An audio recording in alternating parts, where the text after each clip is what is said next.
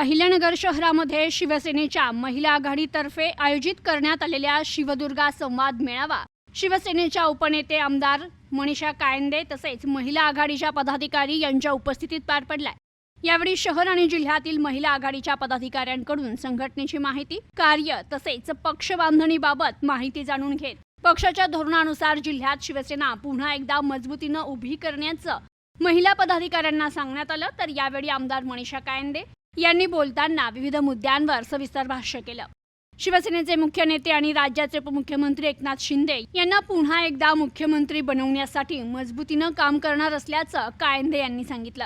या बैठकीला जिल्हा प्रमुख अनिल शिंदे, सचिन जाधव, संभाजी कदम, बाळासाहेब बोराटे, विक्रम राठोड, शीला शिंदे, अश्विनी जाधव, सुरेखा कदम, रोहिणी शेंडगे, रुपाली दातरंगे, ॲडव्होकेट स्वाती जाधव यांच्यासह पदाधिकारी, कार्यकर्ते मोठ्या संख्येने उपस्थित होते।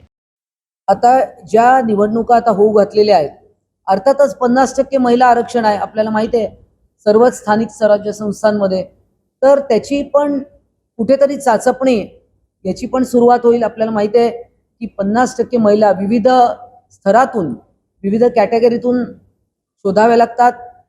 संघटनात्मक दृष्ट्या देखील कोण चांगलं पक्षाचं काम करू शकेल त्या आधारावरच आमचा रिपोर्ट हा अत्यंत महत्त्वाचा राहणार आहे आणि त्या आधारावरच पुढे ज्या महिला या खरोखरच शिवसेनेचं काम करण्यात पुढे त्यांना रस असेल, एकनिष्ठतेने जे काम करतील त्यांना यापुढे पद दिलं जाईल। त्यामुळे ती पण चाचणी आम्ही करत आहोत। नाही, आता प्रचार प्रसार तर आमचा सोशल मीडिया, आपल्याला माहिती आहे स्वतः शिंदे साहेबांचा सोशल मीडिया स्ट्रॉंग आहे। आम्ही प्रत्येक जण, आज गावाखेड्यातली महिला देखील इंस्टाग्राम, एक्स वापरते, व्हॉट्सॲप तर ग्रुप आहेतच। त्यामुळे हा जो मेसेज आहे तो पोचायला आजकाल एका क्षणात पोहोचतो। त्याला महिला आघाडी तर जाणारच आहे, गावाखेड्यातल्या महिला आहेत सगळ्या, या ग्रामीण भागातल्या आहेत, मातीतल्या या सगळ्या आहेतच। त्याच्यानंतर या सगळ्या पोचवणार महिलांना। जेव्हा मागच्या वेळा एसटी मध्ये पण जेव्हा सवलत मिळाली 50%, त्यावेळेला आमच्या महिलांनी मोठा प्रचार प्रसार केला। जेव्हा लाडकी बहीण योजना आली त्यावेळेला मोठ्या प्रमाणात याच महिलांनी फॉर्म भरून घेतले आणि ते शासनापर्यंत पोहोचले। त्यामुळे आमच्या महिला अत्यंत उत्तम या ग्राउंड लेवल वर्कर आहेत आणि त्या सगळं शासनाचे निर्णय जे असतील ते सगळं पोचवत असतात। बघा, ते वयोगट काय होतं 21 ते 60, आता 60च्या वर झाल्या तो आपोआप त्याच्यातनं बाद होणार आहेत। काही पुरुषांनी त्याचा लाभ घेतला, याचं जेव्हा समजलं आपल्याला की काही पुरुष देखील लाभार्थी होते, निश्चित त्यांना काढणं गरजेचं होतं त्यातनं।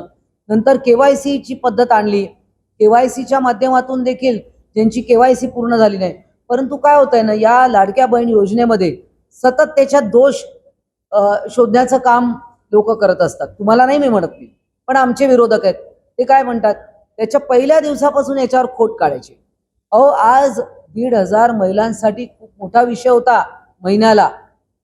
आज अनेक महिलांनी त्याच्यात बघा, महिला या अत्यंत हुशारीने त्यांनी केवळ आपल्या मुलीची फी भरणं किंवा काही साड्या बिड्या खरेदी न करता अनेकांनी क्रेडिट सोसायटी चालू केली। ते इकॉनॉमिक रोलिंग झालं, पैशाचं दळणवळण झालं आणि त्यामध्ये हे एक प्रकारचं भांडवल म्हणून वापरलं गेलं आणि त्यामुळे महिलांनी त्या पैशाचा सदुपयोग केला, कुठे वाया घालवले नाही। ती एक ओवाळणी होती माननीय एकनाथजी शिंदे यांच्याकडून आणि ही जी ओवाळणी आहे ही ते कायम त्यांनी लक्षात ठेवली। आज आपण पाहतो की महाराष्ट्रातला एकमेव जो चेहरा आहे, आश्वासक चेहरा, ते सर्वांना अपील करतो। आज शिवसेनेमध्ये मोठ्या प्रमाणात इन्कमिंग आहे, सतत लोक येत आहेत, आकर्षित होत आहेत शिंदे साहेबांकडे पाहून।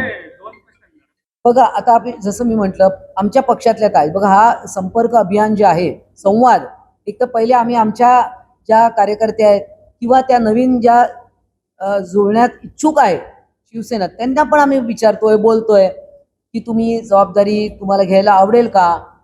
त्या इतर काही संघटनांमध्ये पण काम करत आहेत तर त्यांना सुद्धा, त्या सुद्धा येण्यास इच्छुक आहे आज, कारण शिंदे साहेबांचा जो ऑरा आहे किंवा त्यांचं एक आकर्षण त्यांच्याबद्दल आहे ते सगळ्या महिलांना आहे आणि त्यामुळे पक्षातल्या महिला तर इतरही महिला आहेत, अनेक महिला येतात, भेटतात, उच्च शिक्षित पण महिला आहेत। प्रत्येक म्हणजे आज बघा आमच्याकडे ज्या विविध आघाड्या आहेत, अंगीकृत संघटना, डॉक्टर सेल आहे, वकील सेल आहे, शिक्षक सेल आहेत. काय ते पैसे आ- वाढवणार आ- आहे? आता बघा ना, काय माहिती? आपल्याला माहिती आहे शुगर फ्री मिठाई पण बनतात ना. लोक आजकाल काय प्रिफर करतात? Sugar free. त्यामुळे भावाची तब्येतीची काळजी घ्यायची असेल तर महिला शुगर फ्री वापरेल, खजूरयुक्त पण मिठाई बनते. काही भावांना शुगर फ्री मिठाई नाही आवडत, हा प्रश्नाला bypass झाला. साखरेचे भाव वाढले त्यावरती परत सरकारच्या नाही बघा, वतीने आता आता अनेक समस्या असतात. तर काही समस्यांच्या कधी भाव वाढवावे लागतात, काही वेळा भाव कमी देखील होतात. हा प्रश्न परंतु विचारायचा नाही हे बघा, ग्रामीण भागातील महिला घरी सुद्धा गोडधोड पदार्थ तयार करतात. भाऊ जेवायला आला, श्रीखंड करतील किंवा काही पण. बघा, महिलांकडे अनेक तोटगे आहेत. भाव वाढलेत, कबूल आहे. परंतु आता त्या काही ह्या ज्या शेतीच्या रिलेटेड ज्या आहेत, कधी भाव वाढावे लागतात, काही समस्या असतात. शेतकऱ्यांना पण वाजवी भाव द्यावा लागतो, त्यासाठी देखील भाव वाढत असतात. त्यामुळे सगळ्याच प्रश्नांचं उत्तर काही अशा पद्धतीने इथे देता येणार नाही. काही प्रश्न आपण मंत्र्यांसाठी राखून ठेवा. इथे पालकमंत्री आहेत, त्यांना तुम्ही विचारू शकता. तुमचे इथे शेतकरी आपले मंत्री आहेत, त्यांच्याशी तुम्ही चर्चा करा की याच्यावर का भाव वाढलेत म्हणून. ते तुम्हाला अधिक चांगलं सांगितलं. आनंदाचा शिदा देखील मागे वाटला होता, आपल्याला माहिती आहे. बघा, प्रत्येक ठिकाणी मागच्या वेळेला परिस्थिती वेगळी होती. काही ठिकाणी युती झाली, काही ठिकाणी नाही झाली. कारण ही कार्यकर्त्यांची निवडणूक होती. लोकसभा झाली, नेते मंडळी उभे राहतात, त्यानंतर विधानसभा झाली. परंतु या ज्या स्थानिक स्वराज्य संस्थांच्या निवडणुका होत्या त्या कार्यकर्त्यांच्या होत्या. कार्यकर्ता जो आज वर्षानुवर्षे काम करतोय त्याला तू फॉर्म भरू नको हे म्हणणं कठीण आहे. त्यामुळे अनेक ठिकाणी मैत्रीपूर्वक झाल्या. बरं, शेवटी सत्ता कोणाची आली? तर महायुतीची झाली. हे महत्वाचं आहे. आज अनेक ठिकाणी नगराध्यक्ष असतील, नगरसेवक असतील, हे महायुतीचे झाले. ह्याच्यातच आमचं समाधान आहे. आगामी काळातही आम्ही कुठे स्वबळावर असेल, युती असेल, जिकडे जे वाटतं की जे करायला पाहिजे, तिन्ही पक्षाचे नेते एकत्र बसतील आणि याच्यावर विचार विनिमय करतील. अजून आपल्या हातात 2-3 महिने आहेत. बघा, आम्हाला पूर्णपणे विश्वास आहे. आता बघा, आज परिस्थिती खरं म्हणजे विचार करायला पाहिजे. वंदनीय बाळासाहेब ठाकरेंचं जे धनुष्यबाण आहे ते गोठवा म्हणून सांगतायत. उद्या त्यांनी विचार तर गोठवलेलेच आहेत. वंदनीय बाळासाहेब ठाकरेंचे विचार गोठवले आहेत आणि आता तर चिन्ह गोठवा म्हणून अशी मागणी होते. हे किती दुर्भाग्य आहे या महाराष्ट्राचं. आणि याच्यातनं बघा, या न्यायिक प्रक्रिया आहे, सबज्युडिस मॅटर आहे, याच्यावर भाष्य करणं देखील योग्य नाही आहे. परंतु आम्हाला विश्वास आहे की धनुष्यबाण आणि चिन्ह हे आमच्याकडे राहील. या सगळ्या ज्या आर्ग्युमेंट्स आहेत, जे तुम्ही रोज पाहताय, ग्राफिक्सच्या माध्यमातून पाहताय, सगळं काही प्रसार माध्यम देखील रंगवून सांगतात आहे. परंतु मूळ या सगळ्या आर्ग्युमेंट अगोदर पण झाल्या होत्या, पुन्हा होतील. आता त्यांच्याकडच्या झाल्या, आमच्याकडच्या चालू होतील. परंतु आज तेव्हा ते काय म्हणत होते? जनतेच्या कोर्टात जाऊ, जनतेच्या कोर्टामध्ये आम्ही लोकांना सांगू की आमचं काय, आम्ही काय केलं म्हणून. आता जनतेने पण आम्हालाच दिलं ना. आज शिंदे साहेबांवरच पुन्हा शिक्कामोर्तब झालाय. लोकसभेमध्ये झाला, विधानसभेत झाला, विधान परिषदांमध्ये पण झाला. सगळीकडे महायुतीची सत्ता आली आहे. त्यामुळे जनतेच्या कोर्टात देखील आम्हीच जिंकलेलो आहोत आणि पुन्हा जिंकू. बघा, जसं मी म्हटलं, प्रत्येक ठिकाणची परिस्थिती वेगळी आहे. पक्षीय बलाबल आहे. आमच्या पक्षाचं काम वाढवणं आणि म्हणूनच हे सगळे दौरे आहेत.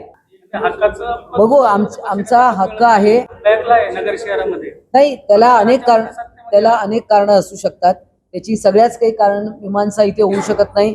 परंतु पक्ष बांधणी इथे असं काही नव्याने काही नाहीये. परंतु पुन्हा आम्ही इथे पक्ष मजबूत करू. आणि बघा, महायुती आहे, तिकडे केंद्रामध्ये एनडीएचं सरकार आहे. सातत्याने शिंदेसाहेब एनडीएला समर्थन करत आलेत. स्थानिक ठिकाणी काही वेळा कमी जास्त होतं, काही वेळा आम्ही वरचढ असतो, तर काही वेळा आमचे मित्रपक्ष वरचढ असतात. हे चालत राहणार. जोपर्यंत युतीमध्ये आहोत तोपर्यंत ह्या अशा गोष्टी कुठल्याही 2 पक्षात होतात. इतर विरोधी पक्षात पण झाल्याच ना, त्यांच्या उबाटा आणि काँग्रेसमध्ये झाल्या, 2 SP NCP 2 NCP मध्ये झालं, खूप ठिकाणी झालं. कारण बघा या निवडणूक आहे, या तिथे कार्यकर्त्यांना महत्त्व देण्याचा विषय होता, कार्यकर्त्यांचं समाधान होणं महत्त्वाचं होतं. आणि ज्या काही कुठे कमी जास्त आहे, एका ठिकाणी कुठे तराजू कोणाचं पारडं जड असेल तर दुसरीकडे कमी असतं. हे झालं नाही नाही, बघा आता इथे थेट उत्तर जे आहे तो उत्तर देण्याचा अधिकार माझा नाही आहे. त्या निवडणुकीत मी नव्हते किंवा त्या निवडणुकीची जबाबदारी देखील आमच्या इथे कोणावर नव्हती. इथले स्थानिक नेतृत्व आहे आणि ज्या काही इथल्या कार्यकर्त्यांच्या ज्या मागण्या आहेत किंवा जे काही तुम्ही म्हणता विरोधी पक्ष नेत्या वगैरे, सत्तेत असून इथे विरोधात काम करायचं तेही आम्हाला आवडत नाहीये. म्हणजे पण घेणार नाही तुम्ही. बघू ना, आता पक्ष नेतृत्व ठरवेल. माननीय शिंदे साहेबांना माननीय शिंदे साहेबांना ऐका, एक माननीय शिंदे साहेब आहेत, खंबीर नेतृत्व आहे आमचं, ते नक्कीच ठरवतील.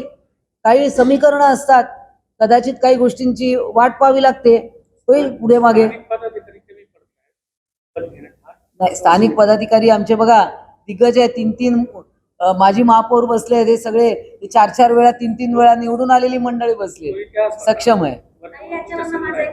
हा, नाही संघटन आहे आमचं. असा आता तुम्हाला कोणीतरी तो प्रश्न दिलाय विचारायला, तो तुम्ही विचारलाय. बरं ठीक आहे, चांगलं आहे, चांगलं करताय. परंतु बघा इथे आज महिला ही केवळ एक झाकी आहे. आज आमचा काही मेळावा नाहीये. मेळावा असता ना तर आमचे 50,000 महिला आल्या असत्या. आज हा एक संघटनात्मक आढावा आहे. हे बघा, मधनं आपण ब्लड प्रेशर तपासायला जातो, शुगर तपासायला जातो, मधनं यावं लागतं ना, कोण काय करतंय बघायला. आम्हाला पाठवलंय, मी इथे काय चाललंय काय नाही हे बघायला मधनं यावं लागतं. आता संघटन हे सतत चेक करण्याचे विषय असतात. कधी कमी जास्त कमी होत असतं. पक्ष आहे शेवटी, कुटुंब आहे. कुटुंबामध्ये आणि महिला बघा या ग्रामीण भागातल्या आहेत, त्यांना बोलवलं, एक आवाज दिला तर ते येतात. आता रोज उठून बघा प्रत्येकाची असतात, कामं असतात, काय असतात, परंतु जेव्हा पक्षाने हाक दिली तर सगळ्या येतात ना. निवडणुकीत या सगळ्या याच्यापेक्षा डबल टिबल महिला होत्या फील्डवर. मित्र पक्षामध्ये आता वेगवेगळ्या जिल्ह्यांमध्ये महापालिका असेल, नगर परिषद असेल, परिस्थिती वेगवेगळी होती. आम्ही देखील महापालिका नगर परिषदेचे इलेक्शन लढलेलो आहोत. विरोधी पक्ष नेता आता जळगाव महापालिकेमध्ये बघितलं तर 25 नगरसेवक युतीमध्ये लढलो आपण. महायुतीची सत्ता तिथे आली. विरोधी पक्ष नेत्याचं पद आम्ही शिवसेनेसाठी मागितलं. युतीत असताना देखील नगरमध्ये देखील विरोधी पक्ष नेत्याच्या पदासाठी आम्ही एकत्रितपणे मागणी करू. मित्र पक्षासंबंधी जे नेते असेल त्यांच्याशी देखील चर्चा करू, आमच्या नेत्यांना देखील करू आणि आमचा तो अधिकार आहे असं जर म्हटलं तर आम्ही त्याच्यासाठी आम्ही नक्की प्रयत्न करू. आमच्या ताई असतील किंवा आम्ही एक समिती गठीत करू आणि विरोधी पक्ष नेता मिळवण्यासाठी पूर्ण प्रयत्न करू. बघा, शक्ती कायदा आम्ही पारित केला होता, मी त्या समितीत होते. महिलांवरचे अन्याय अत्याचार नक्कीच गंभीर आहे, व्हायला नाही पाहिजे. अनेक शहरी भागात ग्रामीण भागात होत असतात. शक्ती कायदा एकीकडे आम्ही आणू पाहत होतो, तो केंद्रात गेला.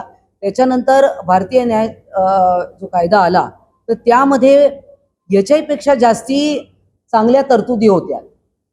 आता अनेक गुन्ह्यांमध्ये आपण पाहतोय की 30 ते 60 दिवसामध्ये तुम्ही गुन्हा निश्चिती केली पाहिजे. FIR लवकरात लवकर करून कोर्टामध्ये लवकर जाणं आणि लवकर फास्ट ट्रॅकवर ते चालवणं, याच्यावर म्हणजे जरी प्रत्यक्षात शक्ती कायदा आला नाही तरी जे कायदे आहेत त्याला अधिक बळकटी करून केंद्राने जे काही कायद्यांमध्ये बदल केले. नसरापूर प्रकरणामध्ये आपण पाहिलं 60 दिवसाच्या आत झालं. फास्ट ट्रॅकवर आणणं हे महत्वाचं आहे. आता समाजामध्ये जे काही विकृत लोक आहेत ते विकृत लोक अनेकदा बघा असे क्राईम सगळे जे इंटरनॅशनल किंवा नॅशनल रेकॉर्ड काय म्हणतो की जे अन्याय अत्याचार करणारे ते जवळचीच मंडळी आहेत. काही घरात राहणारी, घराच्या अगदीच बाजूला राहणारी अशी मंडळी होती. नोन पीपल जास्ती आहेत त्याच्यामध्ये.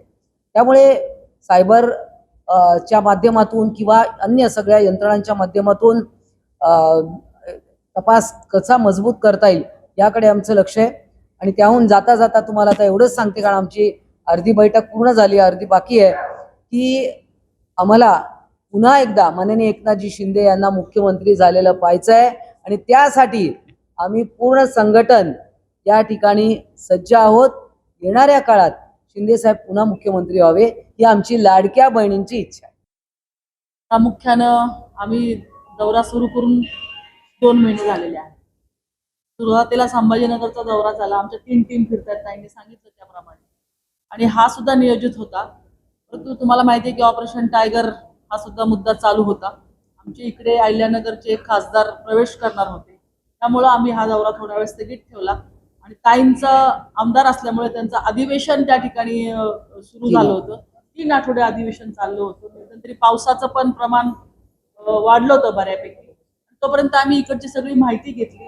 आमची DCMची टीमची एक क्रू टीम इथे आहे, जी की बाहेरनं अहवाल घेते आहे. त्यांचा रिपोर्टही चालू होता. ते सगळा रिपोर्ट तयार करून आम्ही घेतलेला आहे आणि त्याच्यानंतर आम्ही सगळ्या तयारीनिशी इथे आलो. प्रतिनिधी मोहसिन शेख, न्यूज टुडे 24, अहिल्यानगर.